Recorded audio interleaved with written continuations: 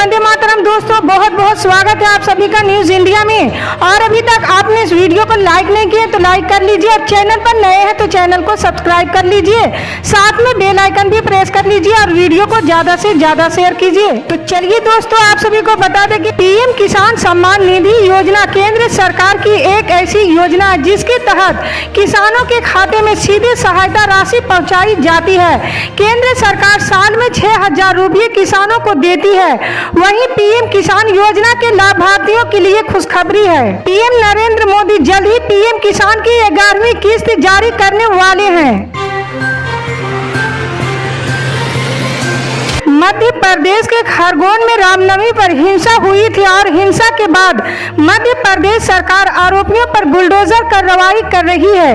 कई लोगों के मकान और दुकान तोड़े जा रहे हैं और बताया जा रहा है कि ये मकान अतिक्रमण करके बने हैं। इसी बीच प्रधानमंत्री आवास योजना के तहत बने एक मकान पर भी कार्रवाई की गई और उसे ढहा दिया गया।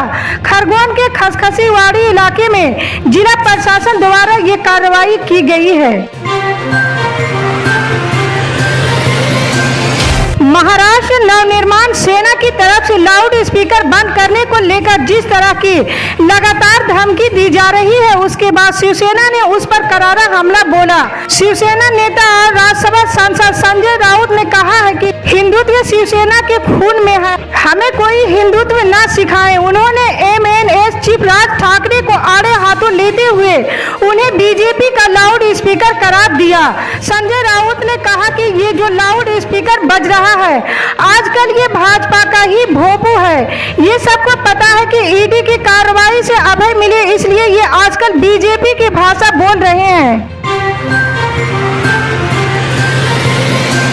अटल बिहारी वाजपेयी सरकार में केंद्र मंत्री रह चुके और बीजेपी के पूर्व नेता अरुण शौरी ने एक बार फिर प्रधानमंत्री नरेंद्र मोदी पर हमला बोला।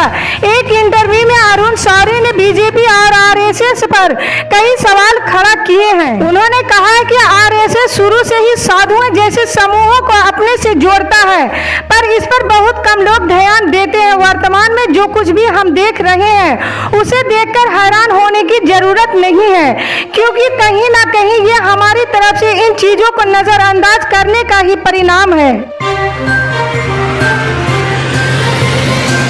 कोर्ट के फैसले के कारण 2017 के विधानसभा और 2019 का लोकसभा चुनाव लड़ने में असफल रहे कांग्रेस के नेता हार्दिक पटेल ने सुप्रीम कोर्ट के एक फैसले के बाद संकेत दिया है कि वे 2022 में गुजरात के विधानसभा चुनाव में मैदान में उतरेंगे। गुजरात कांग्रेस के नेता हार्दिक पटेल ने मंगलवार को कहा कि उनका उद्देश्य केवल चुनाव लड़ना ही नहीं है बल्कि लोगों की सेवा करना है। सुप्रीम कोर्ट ने 2015 के दंगों और आगजनी मामले में उनकी सजा पर रोक लगा दी है, जिससे उनके लिए अगला चुनाव लड़ने का रास्ता साफ हो गया है।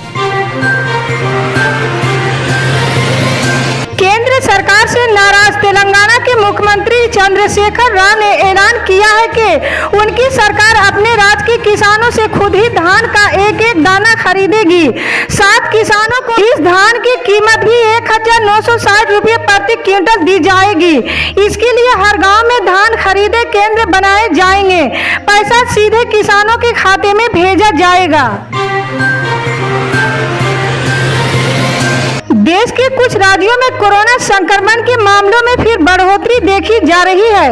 इसके बाद केंद्रीय स्वास्थ्य मंत्री मनसुख मंडाविया ने अपने मंत्रालय के वरिष्ठ अधिकारियों के साथ हालात की समीक्षा की है। इस दौरान उन्होंने अधिकारियों से कहा कि वे संक्रमण की स्थिति पर नजर रखें। नई वेरिएंट की वजह से जो मामले सामने आ रहे हैं उनकी निगरानी प्रक्रिया हो और चुस्त दुरुस्त करें। दिल्ली के मुख्यमंत्री अरविंद केजरीवाल के आवास के बाहर प्रदर्शन और तोड़फोड़ से जुड़े मामले में गिरफ्तार किए गए आरोपियों को बड़ी राहत मिली है। दिल्ली हाई कोर्ट ने अरविंद केजरीवाल के घर पर तोड़फोड़ करने के मामले में गिरफ्तार किए गए 8 आरोपियों को जमानत दे दी है। अदालत ने कहा है कि आरोपी 14 दिनों से हिरासत में है और अब तक एकत्र किए गए सबूत इस तरह के हैं कि वे इससे छेड़छाड़ नहीं कर सकते। कोर्ट ने कहा कि जांच के लिए आरोपियों को न्यायिक हिरासत में रखा जाना जरूरी नहीं है। यहाँ बताना जरूरी है कि निचली अदालत ने जमानत अर्जी खारिज कर दी थी। डीजल की बढ़ी कीमतों ने महंगाई को हाई स्पीड बुलेट ट्रेन से भी अधिक रफ्तार से बढ़ा दिया है। आम आदमी रोजमर्रा की आवश्यक चीजों के दाम बढ़ने से करा रहा है। लोगों को आना जाना, खाना पीना, बच्चों की पढ़ाई लिखाई, बीमार और बुजुर्गों की दवाई, सबको सुरसा की मुंह जैसा महंगा हो गया है। महंगाई के इस दौरान में भारत के शहरी इलाकों में कैब एवं टैक्सी सेवा मुहैया कराने वाली दो कंपनी ओला और उबर ने भी किराए में बढ़ोतरी करने का ऐलान कर दिया है। इन दोनों कंपनियों के इस कदम से कई शहरों के लोगों को सफर करना काफी महंगा पड़ रहा है। कोरोना के लगातार बढ़ते मामलों के बीच चीन का वित्त केंद्र शंघाई सील है। ऐसे में भारतीयों को फिलहाल बीजिंग में दूतावासों से संपर्क करने के लिए कहा गया है। बुधवार को एक आधिकारिक बयान में कहा गया है कि चीनी केंद्र में कंसुलर सेवाएं फिलहाल बंद है। शंघाई में ताजा कोरोना मामलों के चलते भारत ने ये निर्देश जारी किया है। भारतीय जनता पार्टी के प्रमुख जेपी नड्डा ने पश्चिम बंगाल के हंसखाली में एक 14 वर्षीय लड़की के कथित सामूहिक बलात्कार और हत्या की जांच के लिए 5 सदस्यीय टीम का गठन किया है। आपको बता दें कि लड़की के परिवार ने आरोप लगाया है कि 4 अप्रैल को उसके साथ सामूहिक बलात्कार किया गया था और बिना पोस्टमार्टम की जल्दबाजी में अंतिम संस्कार के बाद उन्हें मृत्यु प्रमाण पत्र दिया गया था। उन्होंने सत्तारूढ़ तृणमूल कांग्रेस नेता के बेटे को मुख्य आरोपी बनाया है।